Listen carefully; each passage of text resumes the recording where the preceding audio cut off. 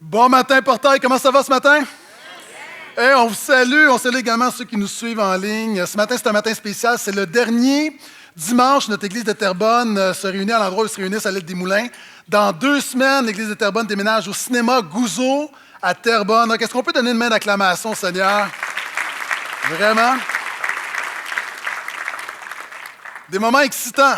Hey, on est dans une série qui se nomme Porte du fruit. Pourquoi? Pour Jésus, le succès d'une église, ce n'est pas d'être 1200, 1300, 2000, 3000, 10 000. Le succès d'un chrétien, ce n'est pas tout ce que tu peux accomplir. Pour Jésus, le succès de la vie chrétienne et d'une église, on ne peut pas le chiffrer, ce n'est pas un niveau, ce n'est pas un degré, ce n'est pas un volume, ce n'est pas une échelle comparative. Pour Jésus, il y a un seul critère pour déterminer la qualité d'une personne et d'une église, c'est porter du fruit. Simplement. Et en passant, peut-être que tu regardes à ta vie et tu te compares à d'autres qui sont plus spirituels, plus consacrés, plus en feu. Et la vie chrétienne n'est pas une compétition. Jésus te demande de porter du fruit selon la semence qu'il a déposée en toi. Il te demande d'être simplement fidèle dans ce qu'il te demande et non pas de te comparer aux autres. Est-ce que je peux entendre un amen? Ça, c'est libérateur. Maintenant, on a vu que porter du fruit, c'est le seul remède pour vaincre la stérilité de ton quotidien. Souvent, les chrétiens, dans la vie quotidienne, on réalise qu'il y a des défis, on réalise qu'on manque de puissance, on aimerait voir plus de choses changer, on aimerait voir plus Jésus dans notre quotidien. Et la solution, c'est simplement porter du fruit. Et au travers de cette série, on passe au travers les différentes étapes du porteur de fruit. On a vu premièrement que porter du fruit, c'est être un chrétien confirmé. C'est-à-dire que porter du fruit, c'est la preuve par tes actions que ta foi est authentique. On a vu également que porter du fruit, c'est avoir un caractère changé, être transformé. Si tu es le même maintenant que tu étais avant de venir à Jésus, il y a un problème avec ta foi, parce que Jésus est plus puissant que ton caractère. Maintenant, ce matin, on va aller un petit peu plus loin, on va voir que porter du fruit, c'est avoir un comportement corrigé. Et si vous avez une Bible, ouvrez avec moi dans l'Épître de Paul aux Galates. Donc, Galates, l'église en Galatie, au chapitre 5. Ce matin, on va regarder un texte épique du Nouveau Testament sur le comportement, un classique. Si on demandait aux gens, selon vous, faites le top 10 des textes du Nouveau Testament, des textes épiques, les textes qui sont les plus populaires, les textes qui vous parlent le plus, le texte de ce matin serait assurément dans cette liste. Galates 5, qui nous parle du fruit, qui nous parle que porter du fruit, c'est une question de comportement également. Et pendant que vous tournez, permettez-moi de faire 3 petites annonces sur les semaines à venir. La semaine prochaine, je vous invite vraiment à être des nôtres. Nous allons avoir le pasteur David Potier qui va être avec nous. Pasteur David Potier est auparavant pasteur de jeunesse du groupe Impact à l'Église Nouvelle Vie. Il a implanté une église, l'église de la Chapelle, dans le quartier Rosemont. Et Dieu fait vraiment une œuvre. Il y a plusieurs centaines de personnes qui sont là en une année. Il y a vraiment beaucoup de fruits puisqu'on en parle. Pasteur David est un prédicateur très apprécié. Donc, la semaine prochaine, on va avoir un super dimanche. Et notre église de Terrebonne va être avec nous. Dans 2 semaines, je vous demande de l'inscrire à votre agenda. Si vous dites l'église de Portail, c'est mon église, le 5 octobre. Donc, non seulement c'est l'ouverture de notre église, de l'église de Terrebonne au cinéma Gouzeau, mais c'est un matin où je vais présenter la vision et la direction pour la prochaine année. Donc, justement, comment porter du fruit? Qu'est-ce que le Seigneur a déposé sur nos cœurs pour porter du fruit dans l'année à venir? Et la semaine d'après, donc l'inscrivez-la à nouveau, 12 octobre. En fait, il y a 3 semaines que tu ne veux vraiment pas manquer. Et quels sont ceux qui croient que venir à l'église à toutes les semaines, c'est quand même une bonne chose? Donc, le 12 octobre, c'est l'action de grâce. Et nous allons avoir un baptême d'eau, des baptêmes d'eau. Et si tu as décidé de suivre Jésus dernièrement, ou peut-être pas dernièrement, et on parle dans cette série des barrières invisibles qui t'empêchent de grandir, plusieurs personnes, tu t'empêches, tu te refuses de te faire baptiser pour plein de raisons, la gêne, la timidité, la crainte, quelquefois même la nonchalance. Ça fait des années que tu es comme ça. Tu dis, est-ce que ça va changer quelque chose? Oui. Pourquoi? Ce n'est pas magique. Le baptême n'est pas un rituel magique.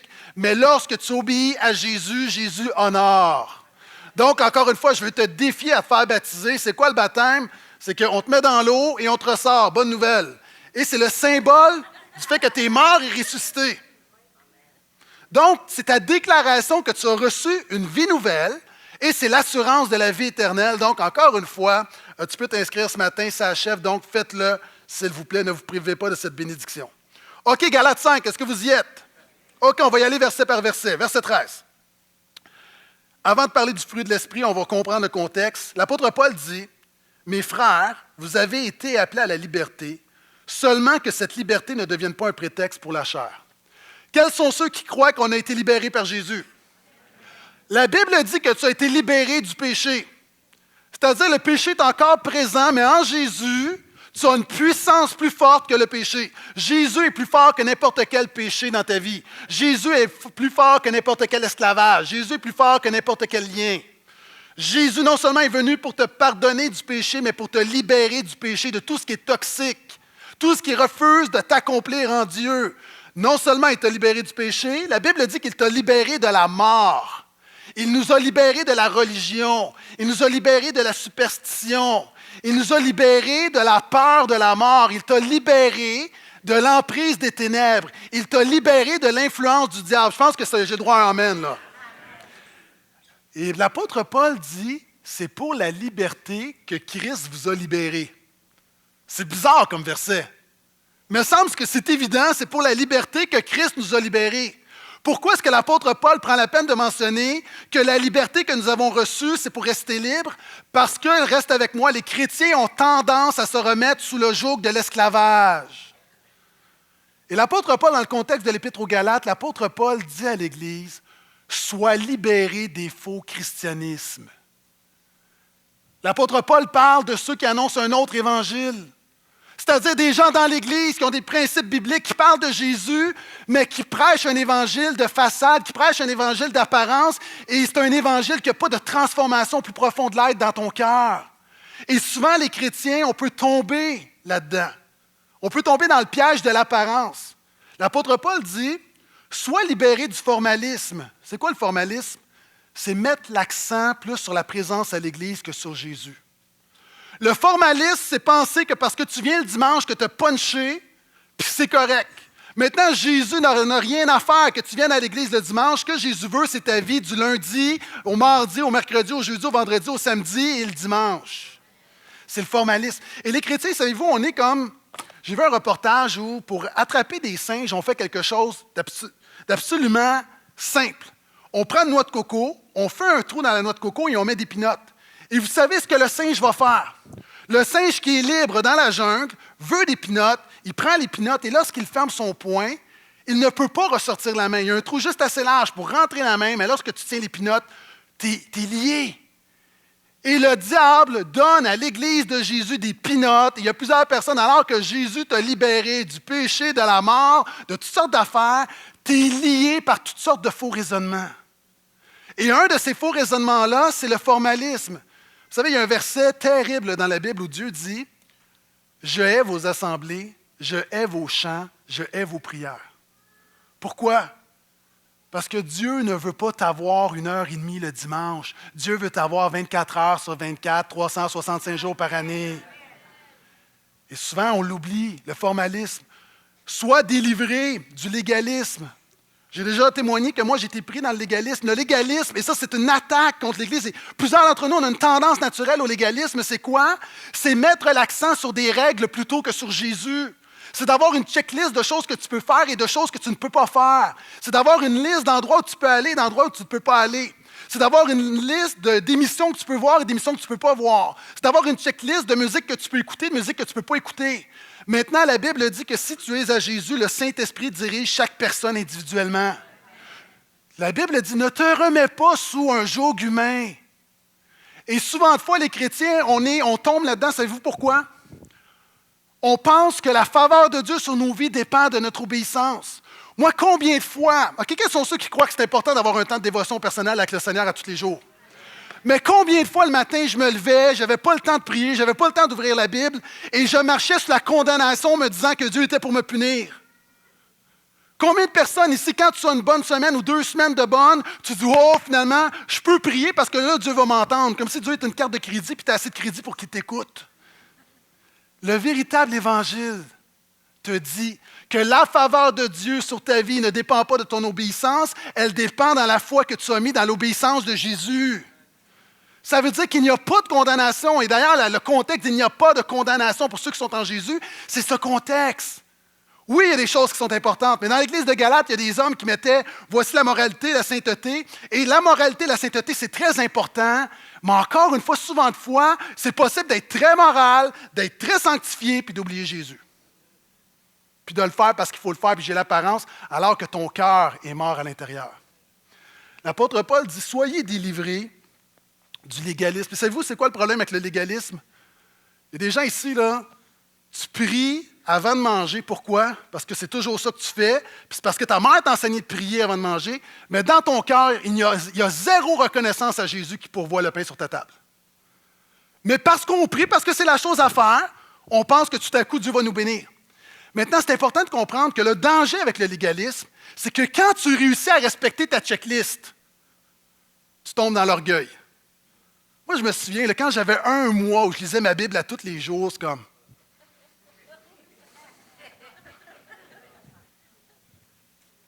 Puis le problème, c'est que quand tu ne respectes pas ta checklist, tu es découragé. Puis rapidement, le légaliste t'emmène au désespoir parce qu'il n'y a personne qui est capable de respecter la loi parfaitement. Et Jésus te dit, sois libéré du mysticisme. C'est ceux qui mettent l'accent sur les expériences spirituelles plus que sur Jésus. Ça aussi, j'ai été là-dedans. Moi, il y a un moment donné dans mon ministère où le matin, le plus important, ce n'était pas la parole de Dieu, il fallait qu'il se passe quelque chose. Il fallait que les gens tremblent, il fallait que le Saint-Esprit agisse, il fallait que les gens pleurent, puis il y en a qui tremblent, alléluia, mais il faut qu'il se passe quelque chose, il faut que les gens sortent de l'Église en disant « Wow! » Ce que tu as besoin, ce n'est pas de « Wow », tu as besoin de Jésus.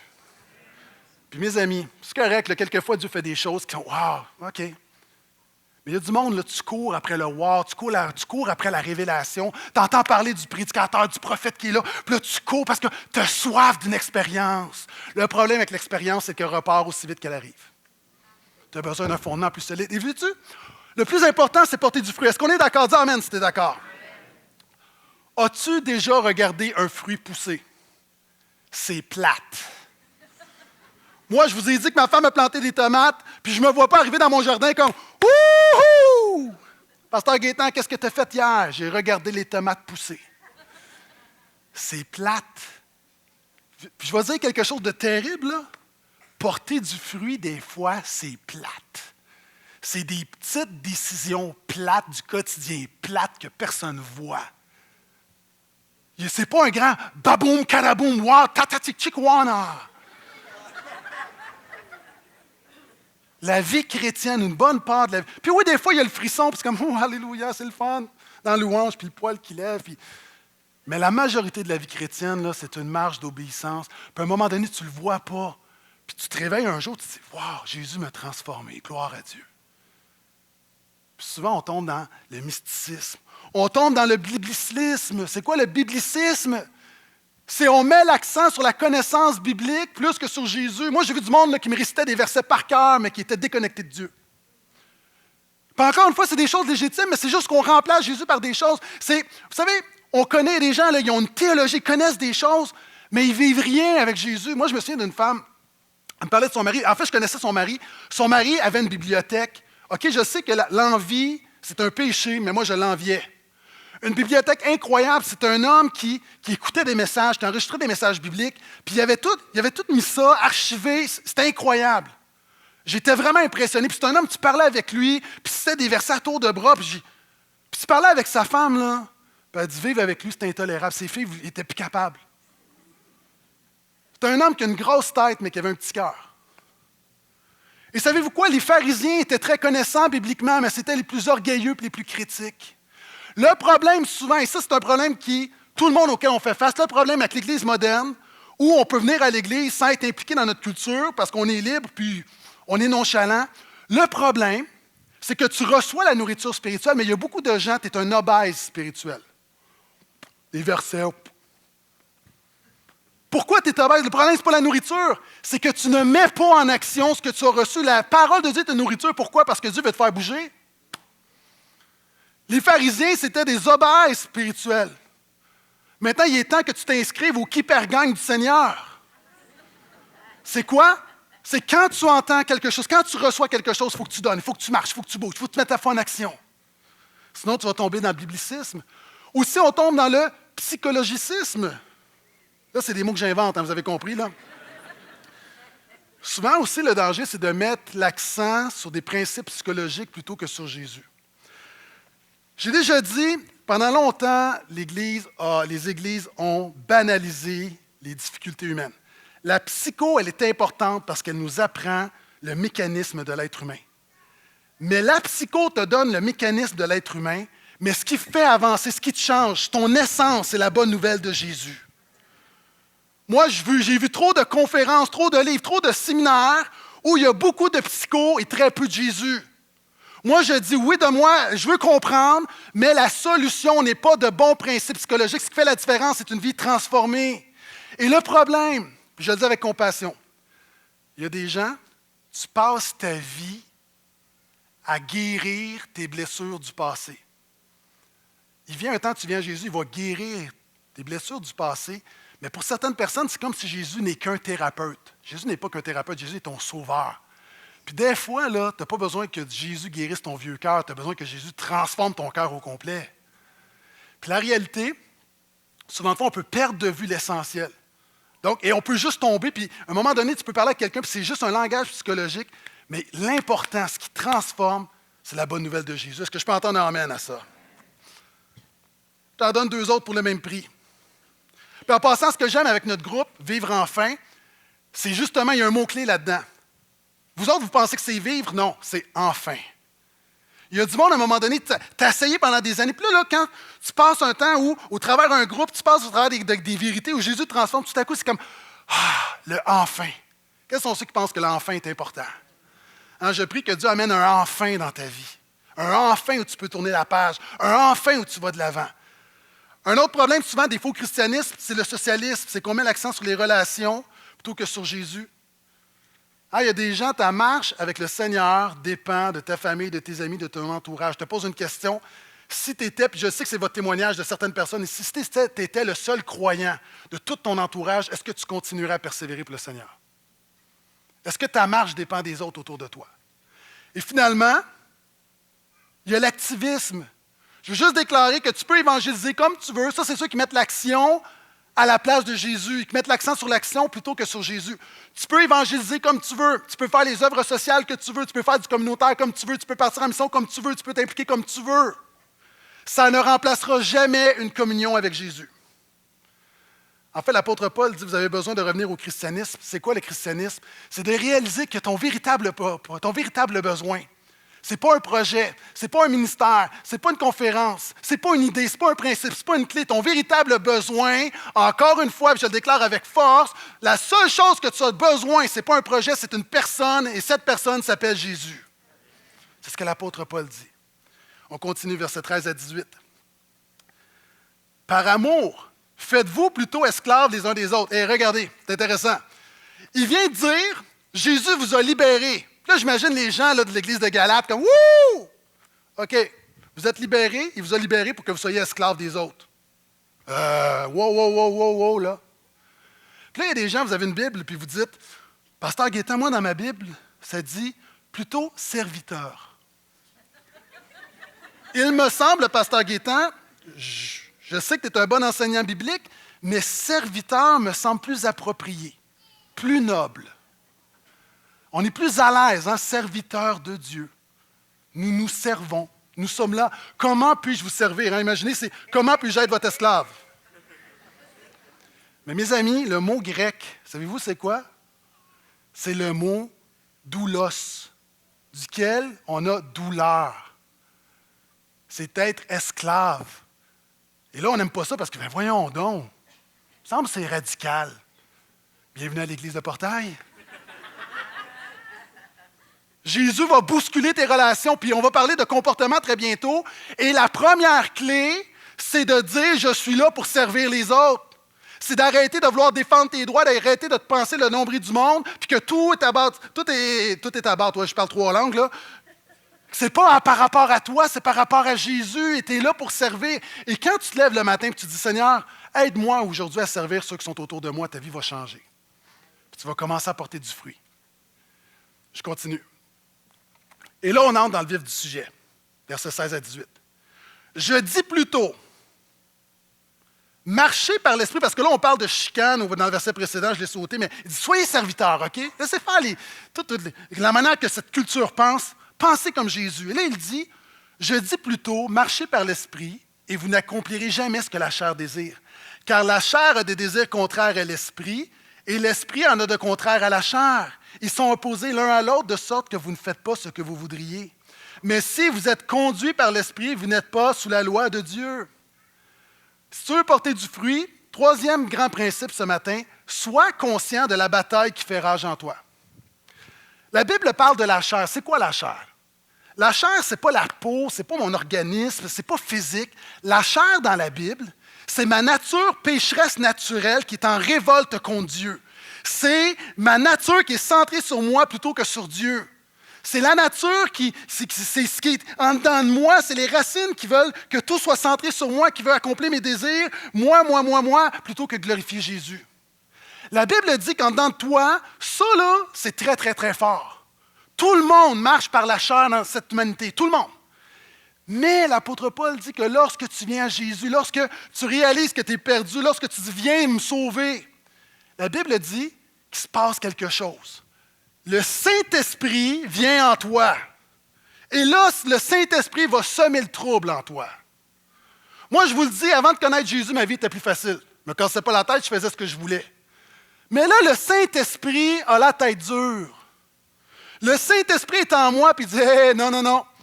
Il y a une bataille à finir avec la chair. » Et là, en dedans de moi, ça brasse. Ça brasse. Et même après des années de vie chrétienne, ça brasse encore. Parce que souvent de fois, Gaétan Brassard veut faire les choses par lui-même, puis le Saint-Esprit dit « Tasse-toi de là, c'est moi qui bouge. » Et chacun d'entre nous, si vraiment tu es quelqu'un qui a mis ta foi en Jésus, on fait face à ce combat-là. Puis là, le Saint-Esprit va te dire « OK, tu vis quelque chose, là, va donc prier. » Puis là, ta chair va te dire « on va écouter la télé. » Hein, tu es à l'église, tu es touché, puis là, le Saint-Esprit dit « Hey, c'est l'œuvre de Jésus. Pourquoi tu ne donnes pas? » Puis là, la chair tu vas avoir une vision du Carrefour Laval, de tout ce que tu pourrais faire avec l'argent que tu donnes. C'est vrai. Il y a quelqu'un qui te parle, puis tu vois une belle porte pour lui communiquer l'espoir que tu as en Jésus. Puis le Saint-Esprit dit, parle donc de ce que Jésus a fait pour toi. Puis là, la chair va dire, tu vas être rejeté. Achale-la pas avec ça.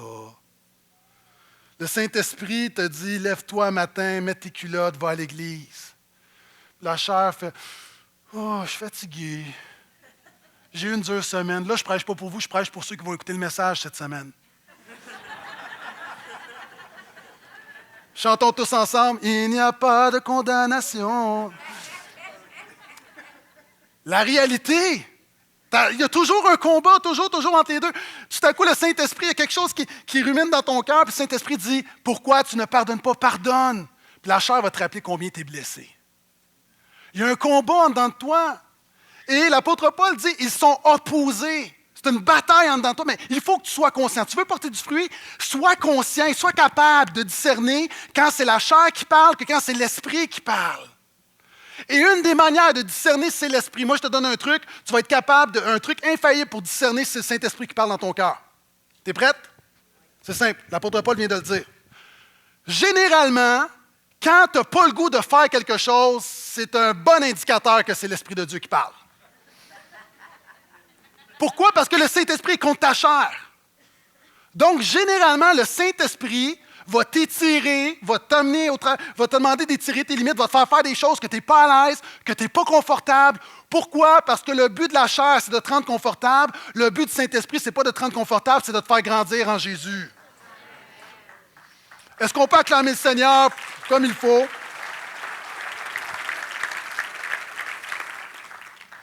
Puis marcher par l'Esprit en passant, on a des amis, là, des frères et des sœurs, tu as donné ta vie à Jésus dernièrement, puis il y a tellement à faire, puis tu te dis, voyons, comment marcher? Commence par un pas. Quand un enfant vient au monde, est-ce qu'on s'entend que l'enfant sort de sa mère, on le met en temps, on dit, ouais, marche! Mais non! C'est pour ça qu'on est une église pleine de grâce, parce qu'on sait qu'il y a des gens, tu es là, puis il y a tellement à faire dans ta vie. Jésus veut te transformer, veut te délivrer, mais là, tu as expérimenté cette nouvelle naissance spirituelle. Donne-toi une chance, l'œuvre de Jésus va grandir en toi. Mais là, si ça fait 5 ans, il faudrait peut-être que tu fasses un pas.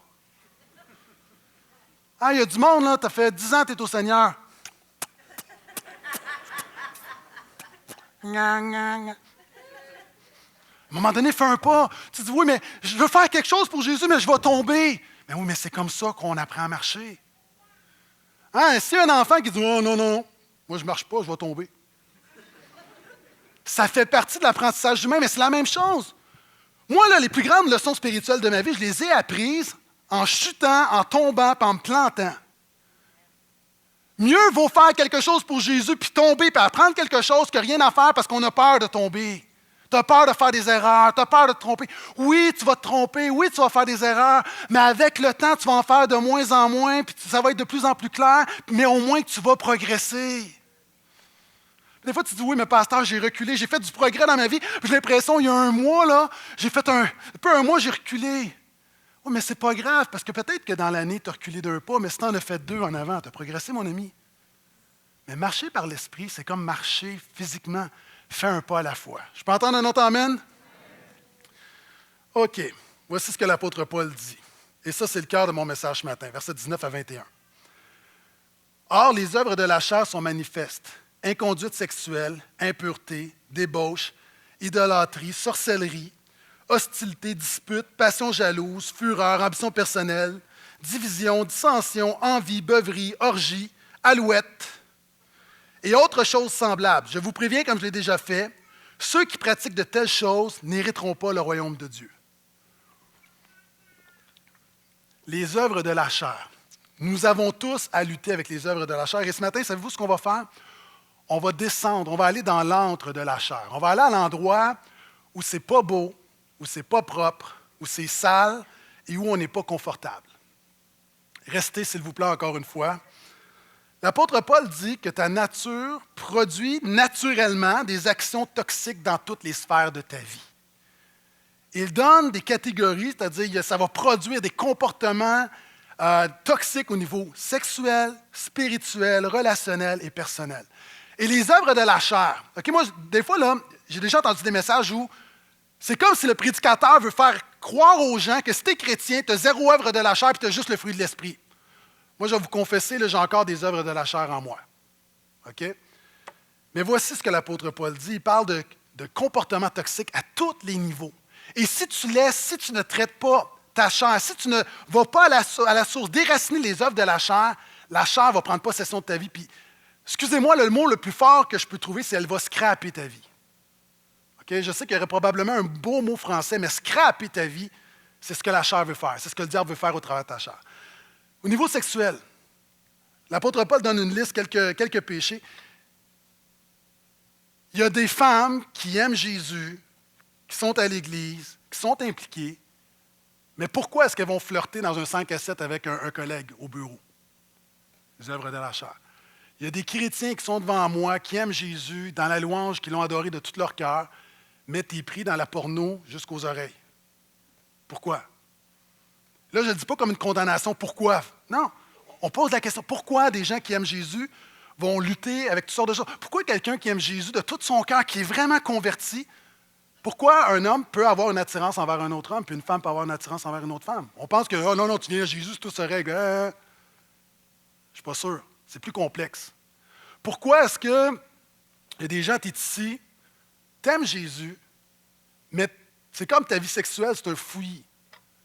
Tu es en relation avec quelqu'un, puis tu te dis, OK, oui, je crois le plan de Dieu, l'idéal, le mariage, puis finalement, tu es actif sexuellement parce que si la personne de ma vie, ça ne marche pas, tu en as un autre. Finalement, tu te ramasses après 10 ans de vie chrétienne où ta vie sexuelle n'a vécu aucune transformation, c'est comme si tu n'étais pas chrétien. Pourquoi? L'apôtre Paul l'explique, c'est les œuvres de la chair. Et toutes sortes de déviances. Il y a des gens ici, là, si on allait dans le fond de ton cœur, là, il y a des choses là, comme que tu as honte, tu sais qu'il y a quelque chose qui ne marche pas, des fantasmes bizarres, des choses qui, peut-être même criminelles. La réalité, il y a des gens, là, tu donnes ta vie à Jésus et tu es encore pris avec ça. Là, je ratisse large. L'apôtre Paul parle les œuvres de la chair se reflètent dans des comportements aussi spirituels. Il parle de l'idolâtrie. Pour plusieurs personnes ici, quand vous pensez à une idole, vous pensez à quelqu'un de l'Antiquité qui adore une statue. Mais l'apôtre Paul dit non. Notre culture est idolâtre. Je veux juste vous dire qu'il y a plein d'idoles au Québec présentement. Et la culture a récupéré le mot. Un idole, c'est quelqu'un qu'on admire. Mais dans la Bible, une idole, c'est quelqu'un qui prend trop de place dans ta vie, qui prend la place de Jésus. Et l'apôtre Paul dit qu'une des œuvres de la chair, c'est de remplacer Jésus. Puis il y a des gens ici, là, je pourrais dire même, la majorité des gens qui sont devant moi, vous avez une idole dans votre cœur. Une idole, c'est quoi? C'est quelque chose qui te donne plus de joie, de sécurité, de réconfort que Jésus. Il y a des gens, là, le sexe, pour toi, te donne plus de joie que n'importe quoi. La vie sexuelle est importante, mais à un moment donné, ça prend juste comme... Il y a des gens, ta sécurité dans ton compte de banque n'est pas en Jésus. Il y a des gens, tu pourras avoir 500 000 dans ton compte de banque puis être inquiet, puis il y a des gens qui ont 17 $ dans leur compte de banque qui sont en paix. Pourquoi? C'est une question de cœur. Il y a des gens, ton réconfort, tu vis, boum, une mauvaise nouvelle. Ton premier réflexe, ce n'est pas de te mettre sur tes genoux, c'est d'aller dans le garde-manger. L'apôtre Paul dit, les œuvres de la chair on les voit au niveau relationnel. Si on avait l'occasion de voir tous les conflits représentés dans cette Église, et ceux qui m'écoutent à Terrebonne et en ligne, comment ça se fait que des gens qui aiment Jésus vivent des conflits, des chicanes, des non-dits, de l'amertume, du non-pardon, du... L'apôtre Paul dit, c'est la chair. Il y a des gens ici qui t'aiment Jésus, puis peut-être tu n'es même pas conscient, mais tu es jaloux. Tu es peut-être jaloux de ta meilleure amie, parce que son mari est plus attentif, est plus attentionné, plus spirituel. Peut-être que ses enfants sont là plus âge que les tiens. Peut-être que tu es un mari, puis tu vois, tu as un de tes chums, puis tu as envie de sa job, tu as envie de sa maison, tu as envie de son style de vie. Peut-être que vous êtes un couple, vous avez un couple d'amis qui sont en moyen, puis ils vont en voyage 2-3 fois par année. Puis à chaque fois qu'ils vous disent hey, on part en voyage à Cuba, puis oh, on est content pour vous. Hein?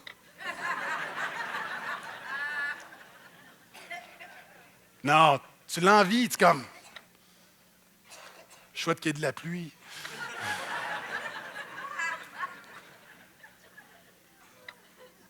Tout ça se mélange. Au niveau spirituel, il parle de sorcellerie. On dit, mais voyons donc aujourd'hui la sorcellerie. Puis, mais il y a des gens ici, tu es mal affermi, tu as donné ta vie à Jésus, puis des fois, là, tu vis une crise, puis tu es porté. Il y a comme une pensée de revenir peut-être au vaudou. Puis là, il y a des Québécois de souche qui disent, ça c'est culturel, c'est pas nous. Hein?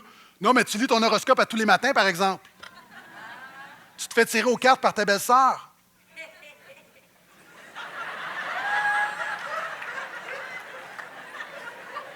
Non?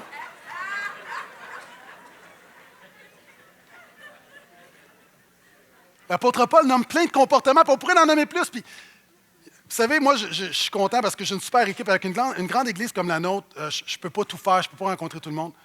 Mais moi, ça vient à mes oreilles, puis je n'ai pas de cas, je n'ai pas de nom. Donc, quand je vous vois à la porte, là, soyez pas gênés. Mais ça vient à mes oreilles que des hommes qui aiment Jésus, qui sont à l'église, mais qui ont levé la main sur leur femme. Là, il y a quelqu'un qui va dire, oui, mais c'est culturel. Non. Non. L'esclavage était culturel, puis on ne l'a pas toléré. Lever la main sur une femme, c'est intolérable. C'est non biblique, c'est charnel, tu ne vas trouver aucun verset. Tu vas dire, oui, mais tu ne sais pas ce qu'elle me dit, il n'y a rien qui justifie de frapper une femme, de brasser une femme, rien. Puis de l'autre côté, là, j'arrête, point, parce que je ne veux pas qu'on fasse de lien, parce que je vais aller des deux côtés. Il y a des femmes ici, par tes paroles, tu tues ton mari. Tu as tué ton mari en le dénigrant devant sa famille, devant ta sœur, devant ta mère. Puis ton mari, tu l'as tué. Jésus dit, on vous a dit de ne pas commettre de meurtre, mais moi je vous dis quiconque se met en colère. Puis il y a des gens ici, tu n'as pas levé la main sur ton mari, mais tu te fais autant de dégâts. Puis je ne veux pas justifier un, là. Je vais juste expliquer qu'il y a du monde ici, par tes paroles, tu peux faire mal. Pourquoi? Puis tu es à l'église, tu dis béni soit l'Éternel, puis tu loues le Seigneur, puis les œuvres de la chair. L'apôtre Paul dit, on le voit aussi au niveau personnel. Il y a des gens, tu es ici ce matin, puis tu écoutes la parole, le Saint-Esprit agit dans ton cœur, puis tu as un problème d'alcool. Tu n'es pas un ivrogne au coin d'une rue à quêter, mais tu as un problème d'alcool. Tu bois socialement, mais tu as besoin de boire. C'est quelque chose de fort en toi. J'ai des gens ici, toi, ton réconfort, j'en ai parlé, c'est la nourriture.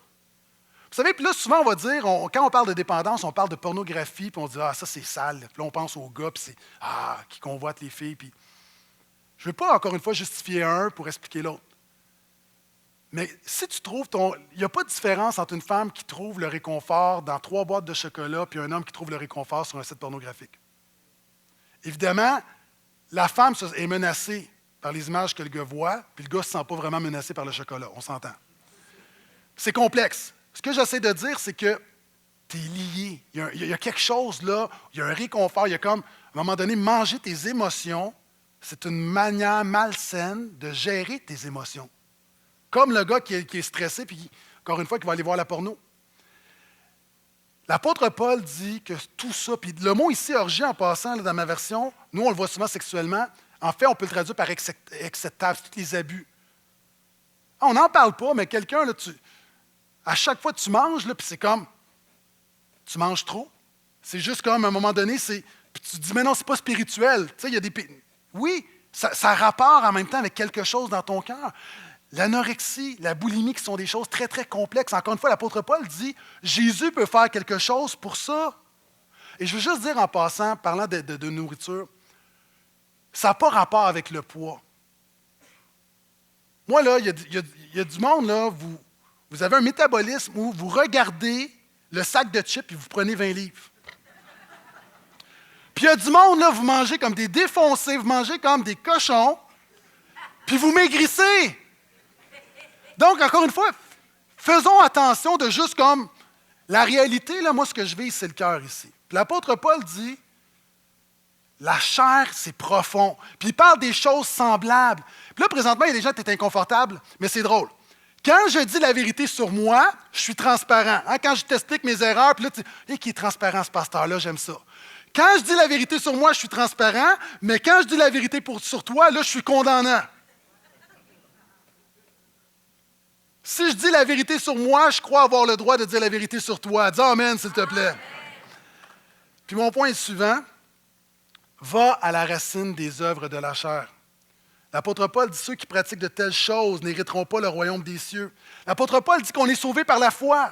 Tu n'es pas sauvé par les œuvres. Mais il dit, ceux qui pratiquent de telles choses, littéralement en grec, c'est ceux qui ont l'habitude de faire un comportement à un moment donné, puis ta chair, elle prend tellement de place. Il y a une différence entre dealer avec notre chair et essayer de marcher par l'esprit. Mais à un moment donné, savez-vous ce qu'on fait? C'est un peu comme, on essaie de s'améliorer, on essaie de changer notre comportement, et c'est un peu l'image que j'ai, c'est un barrage. C'est-à-dire, on essaie de ne pas aller dans la porno, on essaie de faire attention à ce qu'on mange, on essaie de pardonner tout le monde, on fait attention à notre argent, on essaie de... Tout plein de comportements, puis là, on met comme un mur, on retient le barrage, mais savez-vous ce qui arrive lorsqu'une fissure, tout lâche? Puis c'est pour ça qu'il y a du monde, tu essaies pendant un temps, puis après ça, tu retombes dans ton péché, puis tu es pire qu'avant. Pourquoi? Parce que tu t'es tellement retenu pendant longtemps que là, tout à coup, tu te dis, ben, tant qu'ailleurs, on va ouvrir les valves. Puis tu sais quoi ton problème? Ton problème, c'est que tu essaies de régler le comportement. J'ai lu en anglais, puis je trouve ça tellement bien. It's not about the fruit, it's about the root. Toi, tu essaies de gérer les fruits, mais l'apôtre Paul est en train de dire, il faut que tu aies à la racine du problème. Puis il dit, ceux qui pratiquent de telles choses n'hériteront point le royaume des cieux. Pourquoi? Il n'est pas en train de dire qu'on est sauvé par les œuvres, il est en train de dire que si ta vie n'est que chair, puis si tu laisses ta chair prendre toute la place, tu es en train de démontrer que tu n'es pas régénéré et que le Saint-Esprit est pas dedans de toi. C'est ça qu'il est en train de dire. Il n'est pas en train de dire que si tu chutes, tu perds ton salut. Il dit juste à un moment donné, si ton comportement est caractérisé par la chair, l'apôtre Paul est en train de dire, mon ami, pose-toi une question sur la réalité de ton cœur. Et moi, je veux te donner quelques clés pour déraciner les péchés dans ta vie. Parce que le problème, encore une fois, ce n'est pas une question d'action, ce n'est pas une question d'habitude, ce n'est pas une question de comportement, c'est un problème de cœur. Par exemple, tu as un problème puis tu sacres. Ton problème, ce n'est pas sacré. Il faut que tu ailles plus loin, il faut que tu vois le péché derrière le péché. Tu sacres, tu n'arrêtes pas, tu es là au bureau, ça ne marche pas, puis tu fermes ta porte,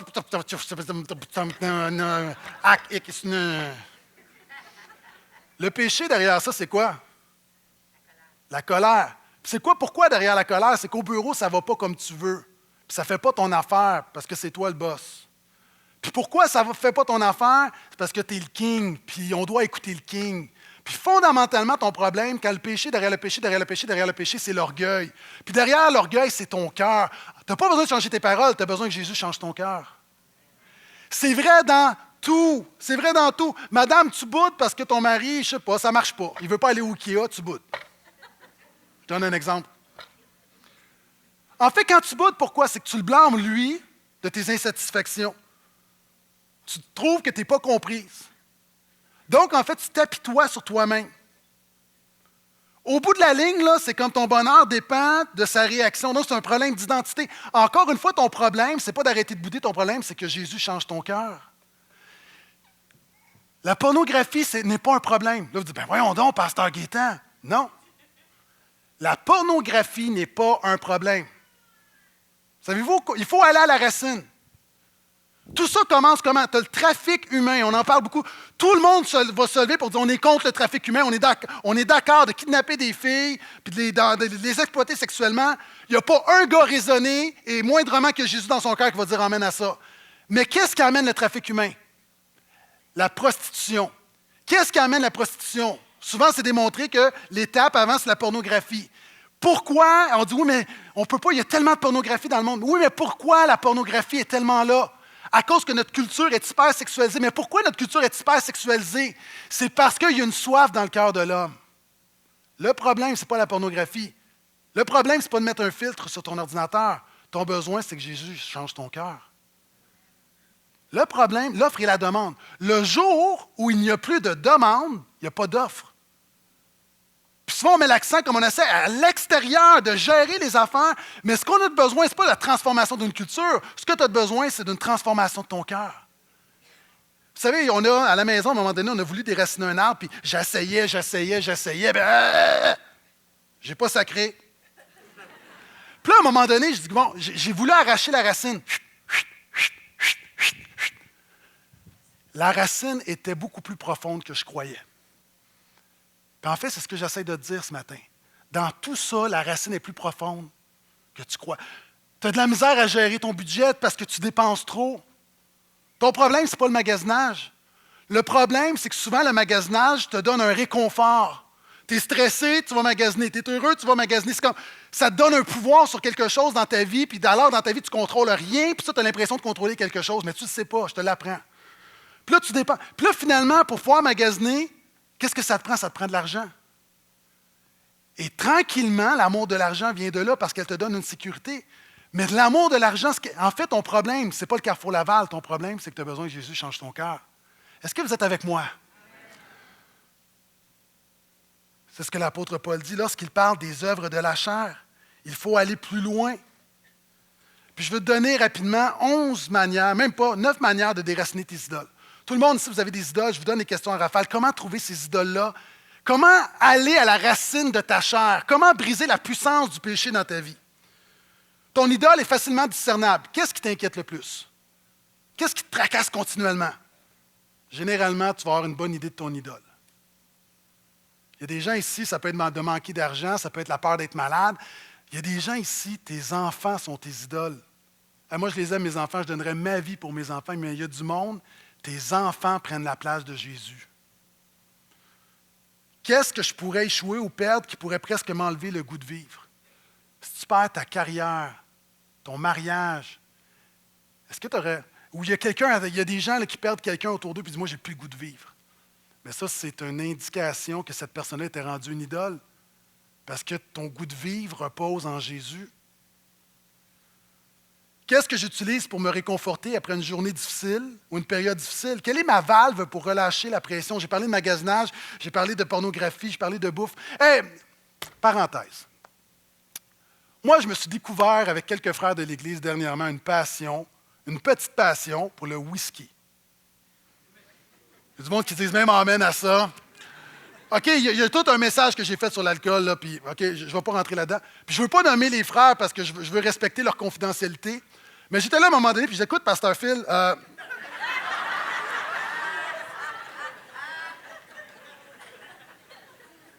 Fait que, tu sais, puis là, on parle d'aller dans un endroit. Tu sais, l'idée, là, c'est pas de vider la bouteille, c'est d'arriver puis de dégustation. Mais savez-vous quoi? Ma belle-mère m'a acheté une super bouteille qui a coûté très, très cher parce qu'elle avait appris, puis c'est comme... Hey. Puis là, à un moment donné, j'ai vécu une journée difficile, mais vraiment une journée difficile. Puis dans la crise, là, j'ai commencé à fantasmer, puis j'ai dit, hey, j'ai-tu hâte de boire mon petit verre de whisky? C'est pas mal. Savez-vous, c'est quoi le problème? C'est que mon premier réflexe devrait être de trouver un réconfort en Jésus. Souvent, c'est des petites subtilités, c'est le réflexe, le premier réflexe. Qu'est-ce qui te relâche ta pression? Souvent, il y a des gens ici, c'est ton idole. C'est ton idole. Qu'est-ce qui me préoccupe tout au long de la journée? À quoi je pense souvent? Si là, tu penses à l'émission de télévision que tu vas écouter le soir, tu n'arrêtes pas d'y penser. Il y a des gens, tu penses, toute la journée, tu penses à ce que les autres pensent. C'est que l'opinion des autres devient une idole. Qu'est-ce qui me donne de la valeur, me rend fier? Qu'est-ce que je veux communiquer rapidement? Il y a des gens ici, c'est ta beauté, c'est tes compétences, c'est ta force. Il y a des gens ici, rapidement dans une conversation, tu veux faire savoir tes titres. Tu veux faire savoir que tu as beaucoup de diplômes. Hein, moi, je rencontre des pasteurs la première fois, je dis « bonjour, je me nomme Gaétan, je m'appelle apôtre. » Comme. Vous savez, dans notre milieu, moi, puis pasteur Phil, en tant que nous, on est pasteur ordonné. C'est-à-dire, on a passé, on est full patch, là, on est rendu dans... Et notre titre, c'est révérend. Mais moi, je connais des gars qui sont forts sur le révérend. C'est comme, hey, lâche-moi le révérend, là. Tu sais, comme, pourquoi? Parce que ça nous donne de la valeur. Tu sais, tu arrives quelque part, tu es comme, hey, moi, je suis plombier, moi, je suis technicien, moi, je suis révérend. Hein, ou faire savoir rapidement que tu as un diplôme. Puis... Mais encore une fois, c'est pas mal. C'est juste que ta valeur n'est pas dans ton diplôme, ni dans ton titre, dans ta position. Ta valeur est en Jésus. Tu dois déraciner, tu dois aller à la source. Quel est mon sujet de conversation préféré? De quoi tu parles continuellement? Puis il y a des gens, à un moment donné, il y a des gens, là, on te fait une injustice, puis ton abuseur est devenu ton idole parce que tu n'arrêtes pas. Moi, je me souviens, puis là, je parle avec, il y a des gens, OK, il y a un processus, OK, c'est un message qui pourrait tellement être mal compris. Mais moi, je me souviens, pastoralement, il y a un moment donné, il y avait un conflit entre des pasteurs. Puis tu rencontrais ces pasteurs-là, puis à chaque fois, pendant des mois et des mois et des mois, ils parlaient toujours du conflit. À un moment donné, le conflit, la chicane, la division était devenue une idole. Passe à autre chose. Fait que tu vois, des fois, tu parles avec quelqu'un, puis tu vas voir rapidement c'est quoi son idole. J'ai presque terminé.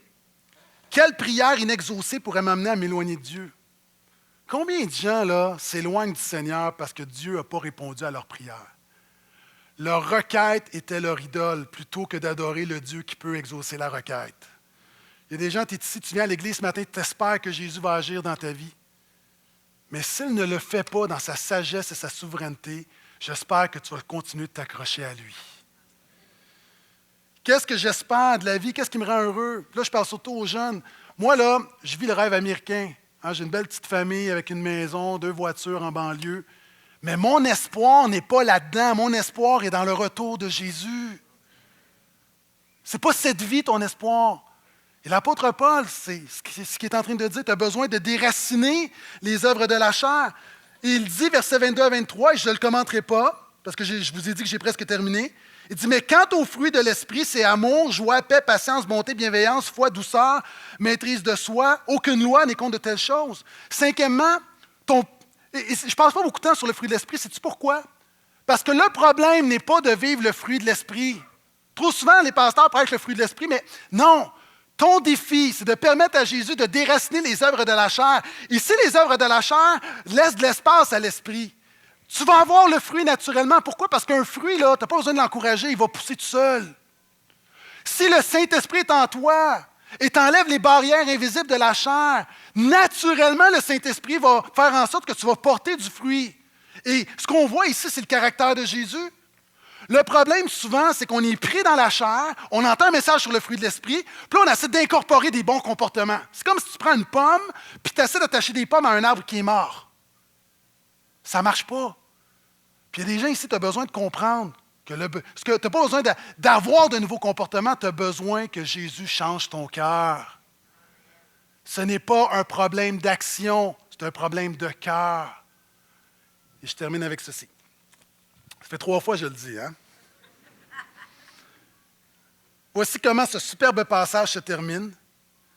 Mais ceux qui appartiennent à Jésus-Christ, est-ce qu'il y a des gens qui appartiennent à Jésus ici? Ont crucifié la chair avec ses passions et ses désirs. Si nous vivons par l'Esprit, si Saint-Esprit est en toi, puis tu as la vie nouvelle. Marchons aussi par l'Esprit, comportons-nous de manière spirituelle. Le dernier point, puis je te laisse avec ceci, je suis convaincu que le Seigneur t'a parlé ce matin. Pourquoi? Pas parce que je suis meilleur qu'un autre, parce que c'est la parole de Dieu, puis elle me parle solide, donc j'imagine qu'elle te parle. Tu dis quoi faire maintenant? Je ne te demande pas de faire plus d'efforts, je te dis ça commence ou recommence avec Jésus. Regardez ce que le texte dit. Il dit, si nous appartenons à Jésus,